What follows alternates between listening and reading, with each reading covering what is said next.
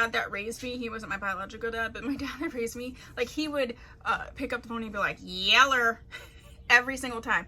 And then when he would get off with whoever, he'd be like, okay, yeah, check it later.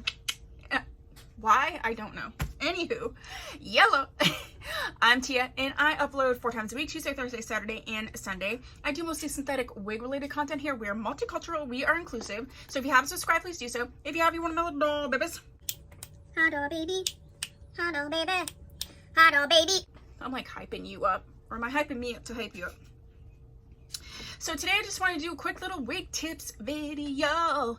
And these are 3 wig buying mistakes that you could be making. And I don't want you to make them.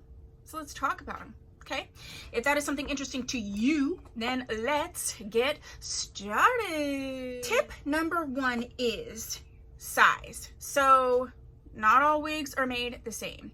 Some wigs will actually have the size. More of the name brand wigs, like the Noricos and the Tresselors, they'll have a cap size on it. If not, unfortunately, if they don't have the size online of like what the dimensions are, then you'll need to go in and like know what size your head is. The only thing that you can do is kind of look, well, trial and error. And then also watching wig reviews and seeing how they are described. I have a full playlist of wigs that I deem, that are larger caps, because I have an average size head. I think I'm 21.5 or 22 inches, which is what most average cap size run. So I know that if it is much smaller on me, then it's a small wig cap if it's like too tight. But if it's too big, then I know that it's a larger wig cap. I also have Miss Girlfriend here, and she has a very large head for, much larger than the other models I have, which I actually really love, because if somebody asks me if it's a larger cap and I'm not positive, I always try it on her, because if it's tight on her, then it's probably gonna be tight. So she's my like go-to. She's my support system when it comes to large caps. So having the wrong size though can be problematic for a couple reasons. If it's too small, it's going to start pulling back on your hairline, and also it can be lifting up in the back, and you do not want that. The other thing is that if it is too big, like I've had wigs where the ear tabs are like down to here. First of all, I'm deaf in one ear, so like not being able to hear is a problem. Also, it's like, that's weird. It's uncomfortable, it's hard to work with.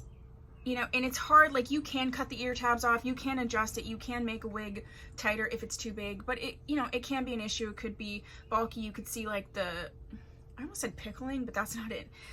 Bunching. Why did I say pickling?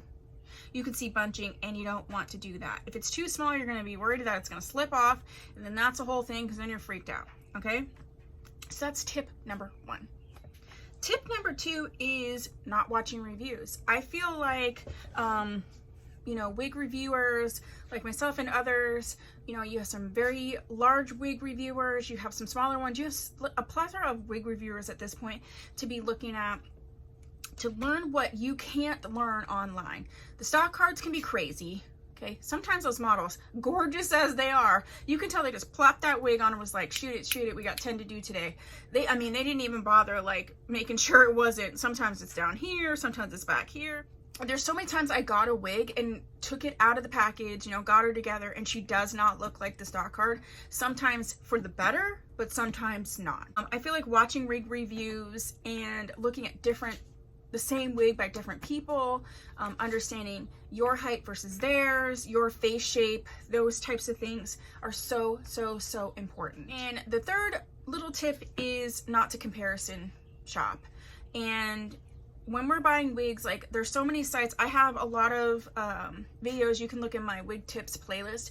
I have a lot of videos on like top wig retailers, top wig brands, how I buy wigs, buying wigs on Poshmark, how to buy wigs on Poshmark, because you can really get some great deals on wigs, but it's going to take you a little bit of time. Like, especially like, not even especially, but some of my name brand wigs I've gotten for like 200 or plus or more off, just because I was doing a little comparison shopping or shopping on Poshmark or Mercari or what have you.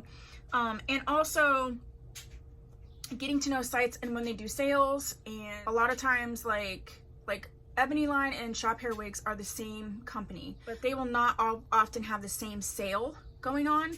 So sometimes I'll flip back and forth just to see, like, if I find a wig and it's on sale on one site, great. But if I find a wig and it's not and I go to the other side, sometimes it is. So sometimes you just have to put in the work. You know, you just gotta put in the work. Make it work, make it work, make it work. Okay. But yeah, those are 3 wig buying mistakes I think people often make.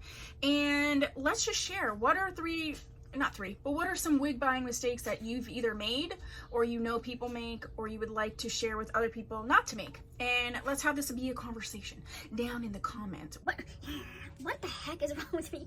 I don't know. But I'm so glad you're still here. And if you haven't subscribed, right now would be a perfect time to do that. And if you have, you're my doll baby. I will see you in my next video.